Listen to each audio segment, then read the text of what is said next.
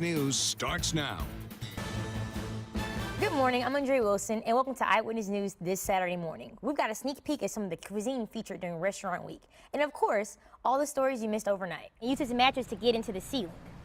Officers say that although Guidry tried to escape, there is no way that he could escape through the jail ceiling, but the deputies surrounded the area for preventive measures. Fire officials used a heating sensor here in the AC decks to catch the inmate.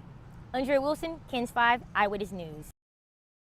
On Friday, the U.S. Army Medevac celebrated 100 years of helping injured soldiers during combat. Fort Sam Houston celebrated the centennial event by demonstrating the process of rendering aid to a wounded soldier. Sergeant First Class Ashley Gilbert was on the first line during the simulation. Medevacing a patient and getting them onto the aircraft and getting them out of the country for that definitive care is vital to the sustainment of our warfighters. Actually been one of the patients in the back of one of these aircraft. Chief Warrant Officer Christopher Jurison was the medevac pilot during the demonstration. I think it's important for the public to see what we do in the military. I mean, really, it's their funding and tax dollars that go to support our mission. Both Gilbert and Jurison expressed their love and support for the service and how excited they were to be a part of a noble moment. Great opportunity to be part of this, to actually be a piece, coming back here to be part of the AMED history. It's a rewarding opportunity. The Roy Moss Center provides a youth haven for children who have learned to survive in the streets. Senator John Cornyn visited the Centro de Arte in San Antonio to discuss the impact art has on Hispanic culture.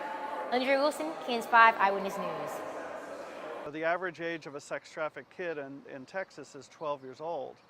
Roy Moss Youth CEO Bill Wilkinson says that most sex trafficking victims that come into the center are very young and self-reliant. Trafficked kids have a number of needs that are a little bit different than a runaway because they often don't see themselves as victims. Bexar County will have its first drop-in shelter provided for troubled youth living in the streets for survival. Many youth do not have access to housing, meals, or clothing to sustain. We're going to be gutting all of these rooms over here, these offices, all the way back to the restroom areas, and this whole side is. The center is undergoing renovations that will feature new bedrooms, basketball courts, and play areas for the kids to create an engaging environment. Seguro, which means a place made safe, is that we're going to be able to provide them with wraparound support and services rather than get into the legal system. The shelter will be ready by October 2017. Austin police have pulled nearly 400 Ford SUVs out of service because of the potential hazard to officers. They're worried about exhaust fumes circulating inside the vehicles. Since February, the city says more than 60 officers have reported health problems, and more than 20 have had measurable carbon monoxide in their systems. The problems involve Ford Explorer and Interceptor models. An expert says it's likely exhaust could re-enter a police SUV.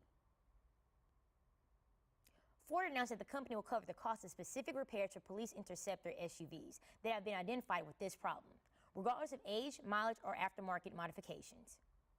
Undria Wilson, KENS 5, Eyewitness News.